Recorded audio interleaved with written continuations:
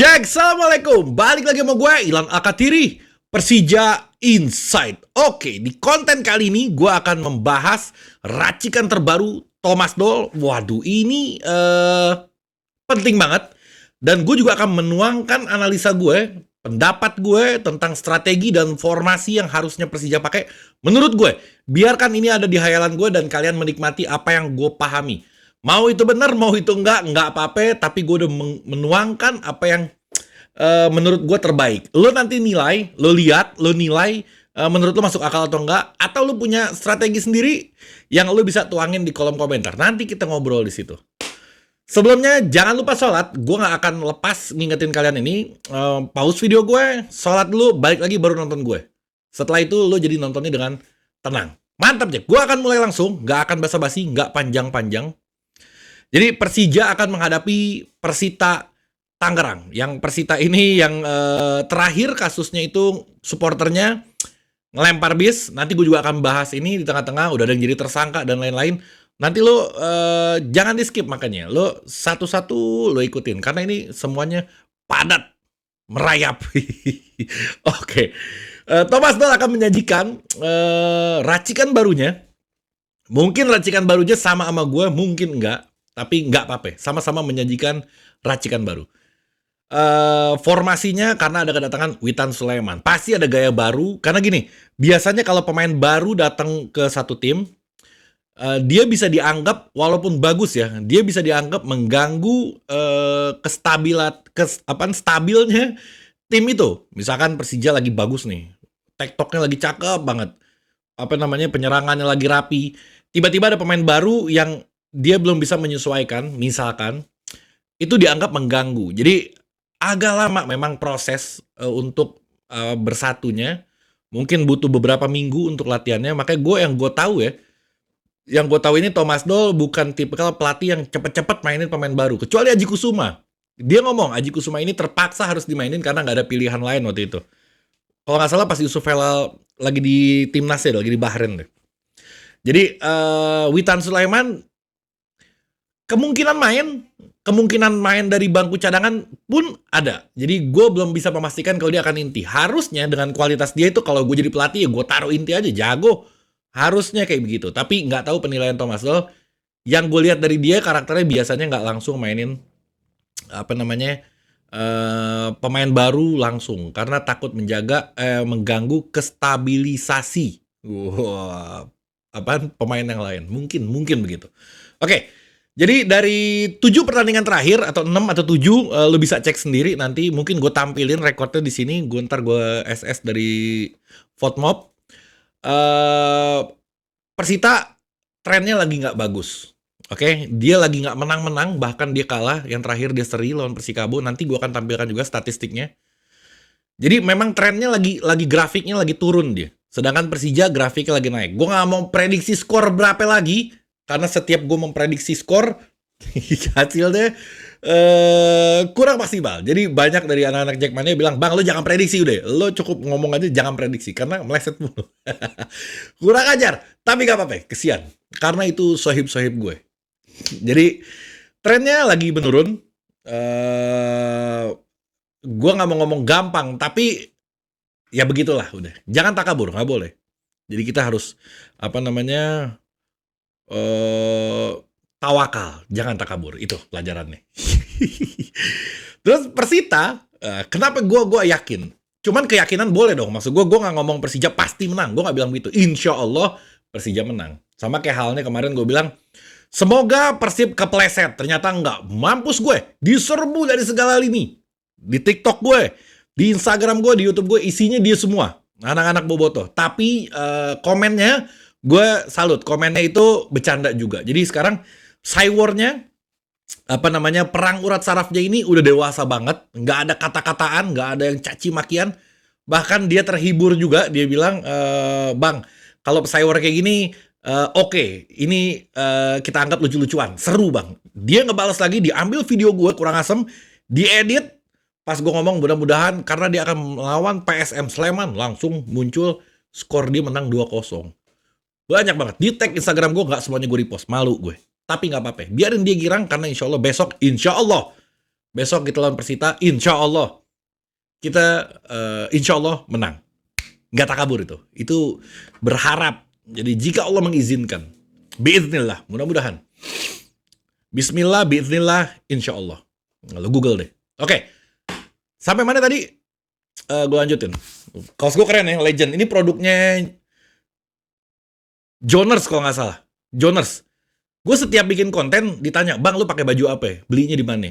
Setiap gue bikin konten kayak gitu. Sekarang nih gue spill sedikit Joners. Ini Ismet Sofyan dan dia juga punya produk baru kalau nggak salah. Joners nanti gue taruh aja di deskripsi deh. Kalau lo mau beli lo tanyain langsung sama dia. Jangan sama gue, pusing gue. Nggak dapat untung gue soalnya. Ini cuma-cuma. Baik gue sama dia. Kaosnya juga keren, makanya gue promoin. Nggak dapat faedah apa-apa gue, cuma dikasih kaos doang. Terus kalau lo misalkan kelamaan video gue, nah gue juga kemarin sebenarnya mau nyampein tapi gue lupa. Tiba-tiba ada iklan. Jangan pegel. Gue juga orang yang pegel kalau lagi nonton tiba-tiba ada di pinggir bawahnya tuh 5, 4, 3, 2, 1 iklan. Gue skip. Jadi lo kalau misalkan tiba-tiba muncul di layar lo kayak begitu, jangan lo pegel sama gue, biarin. Gue bikin konsep konten kayak gini cukup memakan waktu. Gue bikin konsepnya tulisannya panjang, info-infonya akurat. Gue mesti cari tahu dulu ini kredibel apa enggak beritanya, ini hoax apa bukan. Gue nge-tag video, gue ngedit, gue ngupload. Sewajarnya lo, nggak apa-apa lo skip aja ya, nggak perlu lo tonton videonya kecapean lo.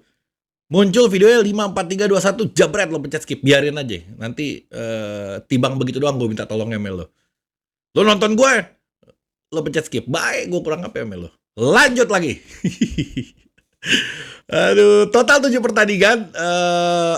Dari Persita nggak pernah menang dari Persija dari tahun 2013. Oke. Persija nggak pernah menang dari Persita. Persija nggak pernah kalah dari Persita dari tahun 2013. Bener begitu. Gue lagi Persita nggak pernah menang, apa Persija nggak pernah kalah. Bingung gue. Nggak apa-apa ya. Lo nikmatin barusan gue bengong. Biarin aja. Oke. Total 7 pertandingan antara keduanya Persija berhasil menang 6 dan seri 1 kali. Menang semuanya, seri 1 kali. Jadi trennya bagus banget. Sejarahnya bagus banget. Tren sekarangnya lagi bagus banget dan Persitanya lagi turun. Normalnya di atas kertas harusnya insya Allah Persija menang. Harusnya, gue gak mau nyebutin angkanya berapa ya, tapi harusnya bisa menang. Oke. Ada 3 pilihan untuk lini depan. Jadi Persija sekarang lo telek-telek deh.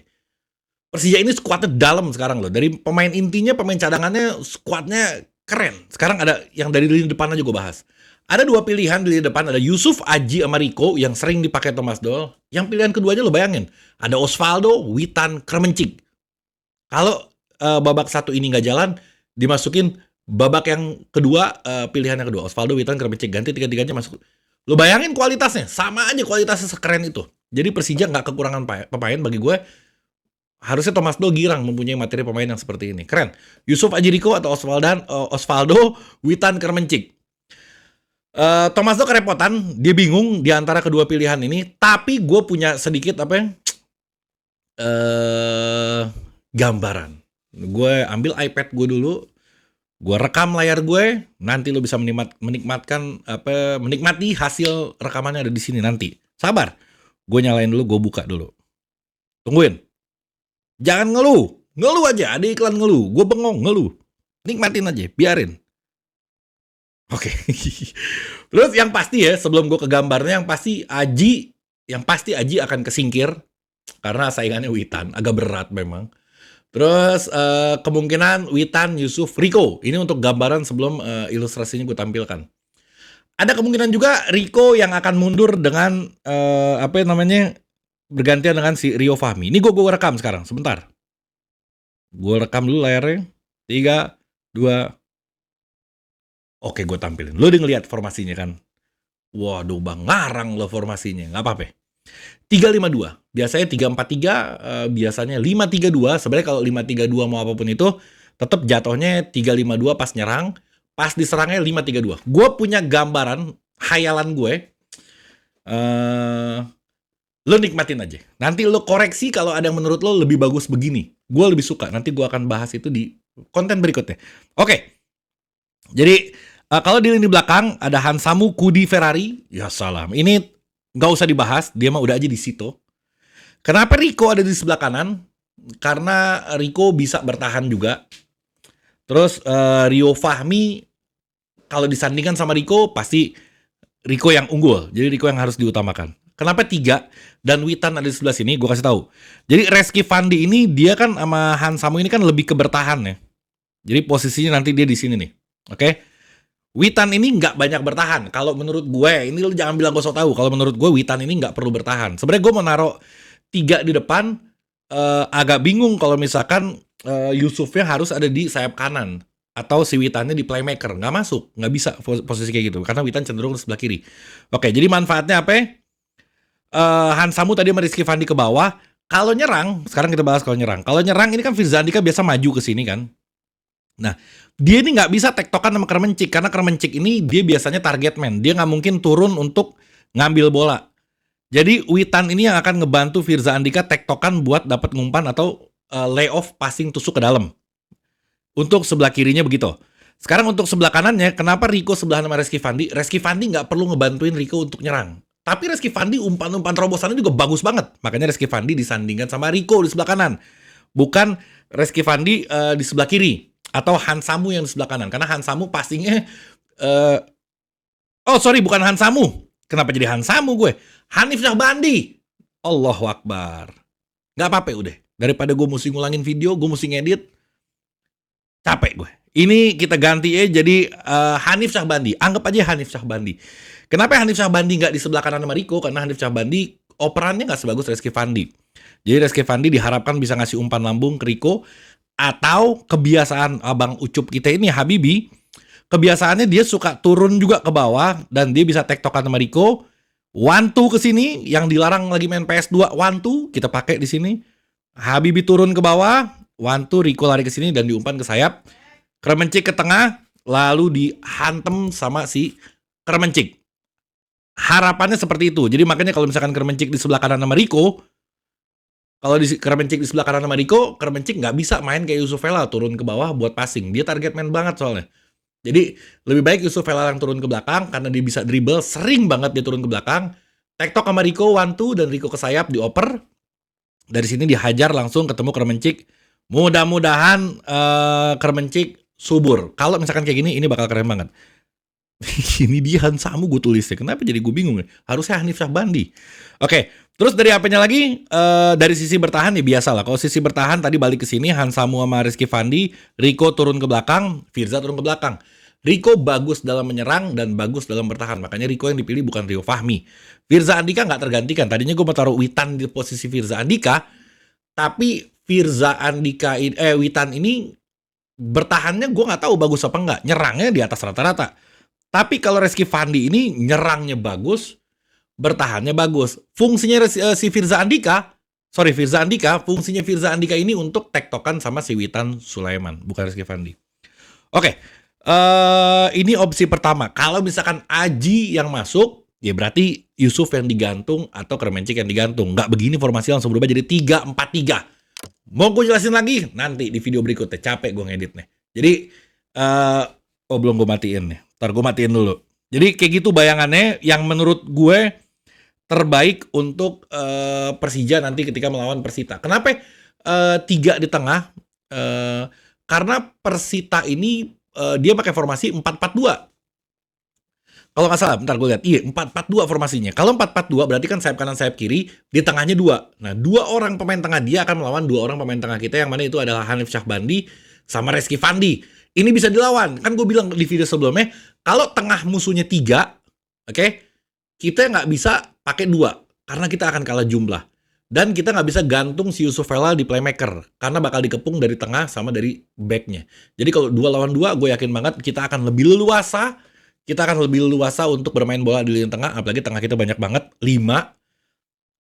Kalau lawannya 4-4-2, menurut gue, kalau lawannya 4-4-2 ini, ya kita normalnya harusnya pakai 5 di tengah, supaya dia kalah jumlah sama kita, kalah kualitas, dan kalah kecepatan. Kayaknya begitu, mudah-mudahan begitu. Oke, gue lanjutin ke info-info berikutnya. Nikmatin aja, Jack. Tadi apa ya, udah masalah ini, udah... Pertandingannya akan dilaksanakan info awalnya itu di PT IKA. atau di Pakansari. Tapi PT IKA kayaknya udah fix ditolak. Kemungkinan besar di Pakansari dan tanpa dihadiri penonton. Ini adalah bentuk hukuman buat penonton dari Persita yang mana dia lempar bis Persis Solo, yang pemainnya turun ditimpain sama pemain Persis. Jadi ini adalah hukumannya. Oke? Pelakunya udah jadi tersangka. 7 orang ternyata. Gue pikir cuma 2-3 orang yang baju putih ada kapuconnya yang gue inget. Tapi ternyata 7 orang. Dia udah jadi tersangka, ditetapkan jadi tersangka. Namanya, bukan namanya ya, ini di sini nggak ditulis. Ini inisialnya. Ada MR 23 tahun. Ada HK 19 tahun. Ada IA. Ini IA kira-kira siapa yang namanya nih? Ilham apa nih? 19 tahun. FS. Freddy Sambo jangan-jangan. 21 tahun. MFM Muhammad, capek kita mikirin nama orang, 22 tahun, DH 24 tahun, dan GR 18 tahun. Oke. 7 tersangka tersebut akan dijerat dengan pasal 170 KUHP, pengeroyokan dengan ancaman hukuman pidana penjara selama 5,5 tahun. Allahu Akbar. 5,5 tahun, dahsyat juga. Lama, tapi nggak apa-apa, supaya kapok. Jangan lempar. Gue nggak mau bilang oknum karena memang ini orang supporter Persita. Memang dia oknumnya, dia pelakunya. Tapi kalau ada efek jelas seperti ini mungkin bikin kapok. Harusnya klubnya juga dapat teguran ya. Klubnya dapat teguran. Terus supaya apa? Supaya jadi gini, kalau misalkan klub dirugiin, kalau lo cinta sama klub, ketika klub lo dirugiin, kita juga ngerasa rugi. Contoh, kita nyalain flare, klub bayar 50 juta ke Komdis. Gue sebagai pecinta Persija, gue gak akan nyalain flare. Karena apa? Karena gue akan ngerugiin klub kesayangan gue. Itu kurang lebihnya begitu. Jadi selain pemainnya, klubnya juga harus dirugikan. Karena apa? Karena si fans yang lainnya nih, misalkan gue yang ngerugiin 50 juta, pasti ada anak Jackmania seantero dunia nyalahin gue. Nah itu fungsinya. Jadi saling membackup satu sama lain. Gue bingung 7 orang ini bisa saling support, dia ngobrol, ntar ada bisik kita lemparin. Iya setuju. 7 orang setuju, gue bingung. Bisa sama semua. Jangan-jangan ini dari planet yang sama juga. Yang kemarin gue bilang, bisa jadi. Oke, head to head antara Persita Tangerang dan Persija Jakarta. Di tahun 2013, Persija berhasil menang 5-0 atas Persita Tangerang. Di tahun 2014, Persija menang 1-0. Di tahun 2014 lagi, Persija menang 4-0 di kandangnya. Di tahun 2021, 1 sama. Di tahun 2022, Persija menang 2-1. Dan di tahun 2022, Persija menang 1-0. 6 pertandingan terakhir, kita luar biasa sekali. Jadi, mudah-mudahan kali ini bagus lagi. Amin. Oke. Gue mau kasih lihat sedikit statistik dari pertandingan Persita melawan Persikabo. Ini buat jadi ancar-ancar kita seberapa bagusnya dia. Oke, gue akan tampilkan di layar. Gila, luar biasa kan? Penguasaan bola 33% Persikabo. Aneh juga Persikabo bisa dikurung begini, gue gak ngerti. Jago juga berarti Persita penguasaan bolanya. Jangan khawatir, kita punya pemain yang luar biasa. 67%. Kemarin kita berapa tuh? Kemarin kita berapa sih? Gue lupa. 67%. Total tembakannya 12 berbanding dengan 8. Tembakan ke gawang 3, dia 4. Passingnya oke, lumayan. Akurasi passingnya bagus. Peluangnya 5, bagus banget. Ada operan silang, berantakan.